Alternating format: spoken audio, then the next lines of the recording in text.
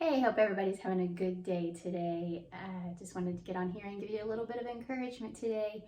As many of you have seen, if you've seen my Facebook, Jason got up this morning to let the dogs out, and there was like, I don't know, didn't count how many deer were in our backyard. I would say there were probably at least 6 or 7, maybe more. But ever since we've moved out here, it's just been like, wow.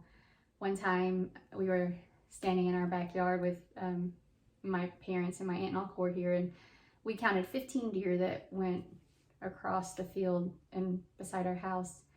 And every day Jason and I take the dogs for a walk around the property, and there's at least 5 to 6 in the field beside our house, and it's just been awesome.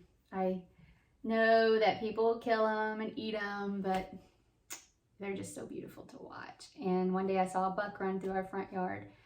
Our insurance went up when we came out into the country because they said that there's such a chance of hitting a deer, being hit by a deer with your vehicle out here, that it raises your insurance when you live out here in this area. So that was new to us. We've always lived in the city, in a house in the city, or in an apartment in the city, and well, if you can call Ozark, Missouri a city, I guess, but so yeah, we wouldn't move back to the city for anything. I just love being out here. It's so quiet. You know, I feel like God has given me and Jason this place as a retreat, and it just has blessed us so much, and we love it out here. So that was exciting for him to show me that this morning. Loved being able to see that and see nature out here. But anyways, hope you guys are doing well. Hope everybody's having a great Thursday. Just want to encourage you that God loves you, and that He is not mad at you, and that in every detail of your life, He is right there with you. The Bible talks about Him caring about every detail, that He takes care of us, that we can trust in Him, that He will guide us and lead us and show us the paths that we should take. He is just such a compassionate Father. In Psalm 103, if you read through that, it talks about how He crowns us with good things. He gives us good things in our life, and how He gives us strength, and how He heals us, and how He is slow to anger and throws our sin as far as the east is to the west. It talks about how He is a kind and compassionate Father. And sometimes we get this picture of God as a dictator, or as a rule maker who's constantly, like a schoolmaster. And if we don't do right, He's going to hit us over the hand with a ruler. I used to view God that way. But since I have gotten to know God for myself, instead of listening to the way that everyone else wants to describe God to me, I've gotten to know Him as a loving and kind, compassionate Father who loves us and wants good for us. And He wants us to allow Him to bring good to our lives. Sometimes it doesn't come because we're not allowing it. We are trying to go our own way. We're trying to fix our own problems. And, God will allow us to go until we can't go anymore. That's pretty much what happened to me. I mean, my body, my mind, everything just crashed. And I was trying to do everything I could to be perfect, to please everyone around me. I was trying everything I could to get God to take care of me and heal me and make sure that He wasn't going to be mad at me or hurt me in some way, because I was afraid that if I did wrong, God would smite me and make me and let me die, or let something bad happen to me. And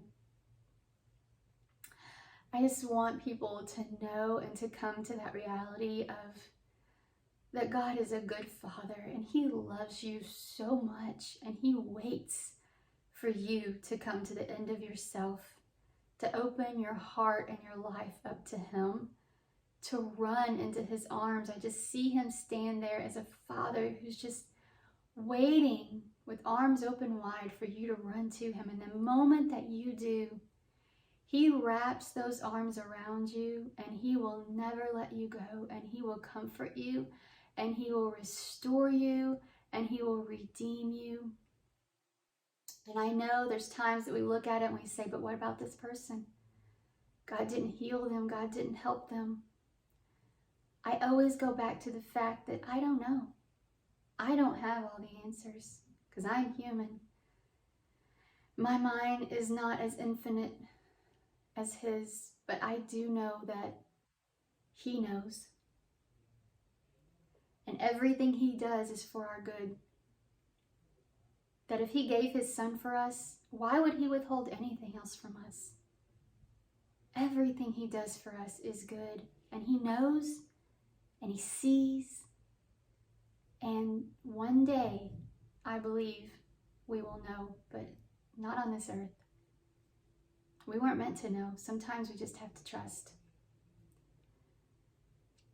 But I just want you to walk away today knowing that God is kind and compassionate. He is a good and gentle Father who loves you. He is not a taskmaster. He is not waiting to hit you over the head with the ruler. He is not dangling carrots in front of you and pulling them back away.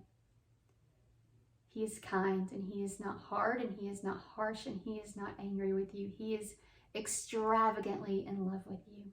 Ephesians, if you read it in Ephesians 5:2 in the Message Bible, it talks about how his love was not cautious, but he gave everything of himself for us, and that his love is extravagant for us. And that we should love others like this. We should watch him as a child watches a parent.